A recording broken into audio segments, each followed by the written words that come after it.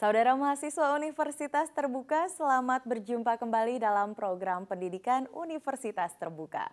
Program kali ini akan membahas buku materi pokok dengan mata kuliah Dinamika Kelompok, mengenai unsur-unsur yang terdapat di dalam dinamika kelompok dan penerapannya di dalam kelompok tani. Nah, saudara mahasiswa, selamat menyaksikan.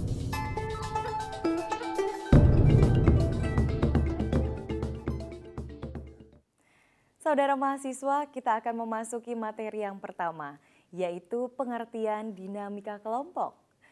Dinamika kelompok adalah salah satu kerjasama kelompok yang optimum, sehingga pengelolaan organisasi menjadi lebih efektif, efisien, dan produktif. Kelompok selalu memiliki gairah dan semangat untuk bekerja dan juga berkembang. Dengan dinamika kelompok, seluruh anggota kelompok dilibatkan secara aktif dalam setiap tahap perkembangan kelompok, sehingga setiap anggota merasakan dirinya bagian dari kelompok dan bukan orang asing.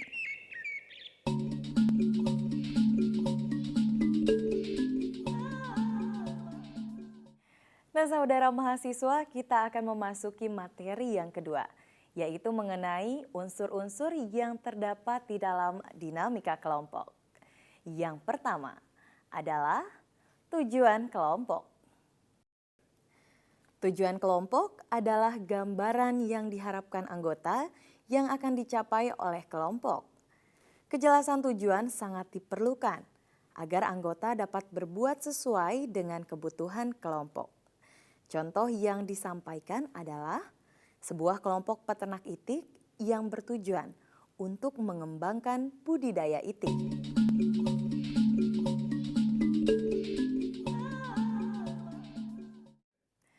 Unsur yang kedua adalah struktur kelompok.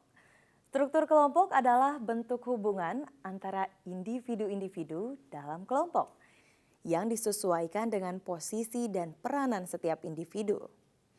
Struktur kelompok harus sesuai dengan tujuan kelompok.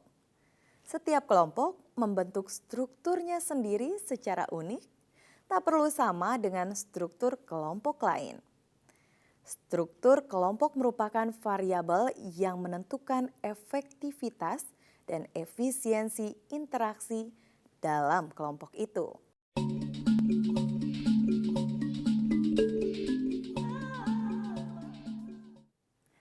Fungsi tugas berkaitan dengan semua kegiatan yang harus dilakukan kelompok dalam mencapai tujuan yang diinginkan. Kriteria yang digunakan untuk mengukur fungsi tugas adalah yang pertama, fungsi memberi informasi. 2. Fungsi koordinasi. 3. Fungsi memuaskan anggota. 4. Fungsi berinisiatif. 5. Fungsi mengajak untuk berpartisipasi.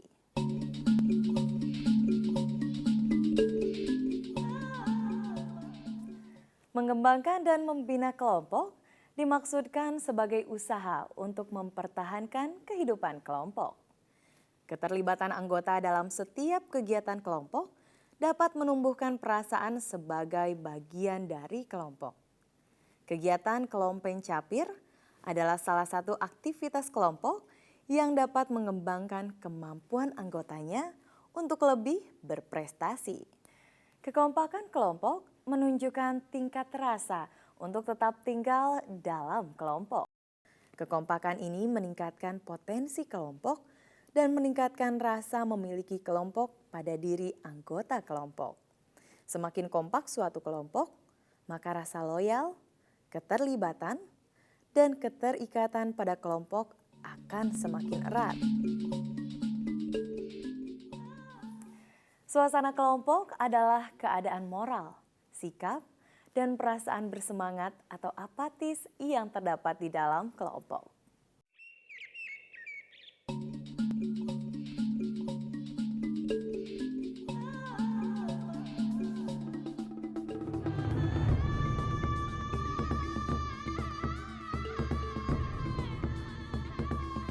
Suasana kelompok yang baik bila anggotanya merasa saling menerima, saling menghargai, saling mempercayai, dan bersahabat. Faktor-faktor yang mempengaruhi suasana kelompok adalah 1. Hubungan yang mendukung antar anggota seperti hubungan yang rukun, bersahabat, persaudaraan. 2. Adanya kebebasan berpartisipasi, berkreasi, akan menimbulkan semangat kerja yang tinggi. 3. Lingkungan fisik yang mendukung. Tekanan pada kelompok yang merupakan unsur ketujuh yang terkait dengan keyakinan dan ketaatan anggota kelompok terhadap norma-norma kelompok dan memiliki keseragaman dalam pelaksanaan kegiatan kelompok. Tekanan yang berasal dari dalam kelompok ini dapat menimbulkan ketegangan yang menghasilkan dorongan atau motivasi untuk mencapai tujuan.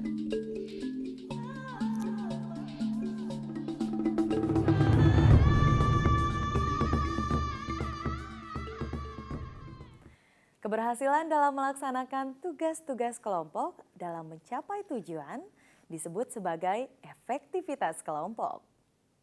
Semakin berhasil suatu kelompok mencapai tujuannya, semakin bangga anggota terhadap kelompoknya dan semakin puas anggota karena tujuan pribadinya tercapai. Maksud terselubung adalah suatu tujuan anggota kelompok yang terselubung atau ditutup-tutupi atau sengaja tidak diberitahukan pada anggota lainnya dalam melakukan suatu aktivitas tertentu dalam kelompok. Karena tujuan sebenarnya dari anggota kelompok berlawanan dan bertentangan dengan tujuan kelompok yang telah disepakati bersama.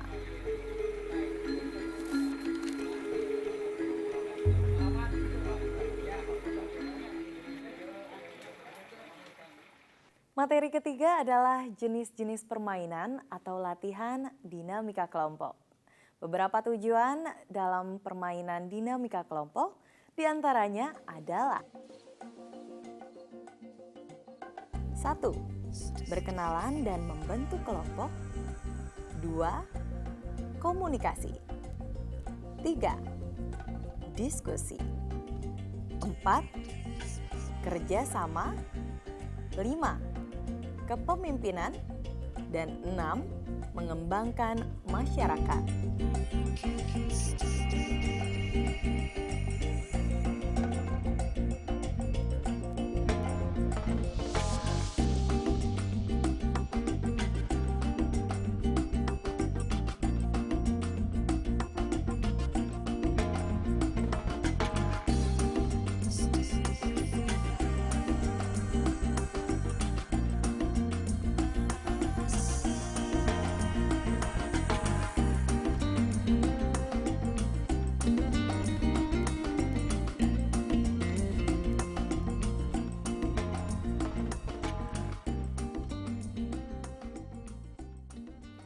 Tayangan berikut adalah sebuah permainan yang bertujuan untuk tujuan ke-6, yakni mengembangkan masyarakat. Para peserta diharapkan berkreasi dalam segala hal sehingga dapat memecahkan masalah yang dihadapi.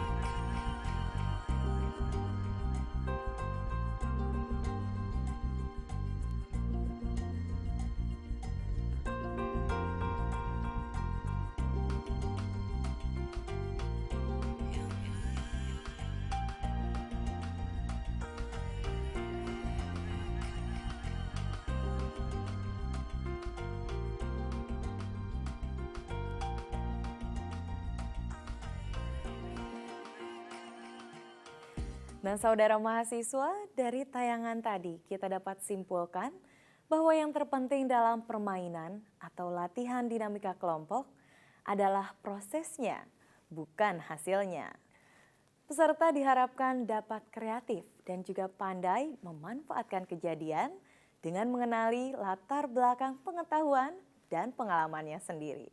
Nah, saudara mahasiswa, Anda juga dapat mencoba berbagai permainan sesuai dengan tujuan permainan itu sendiri.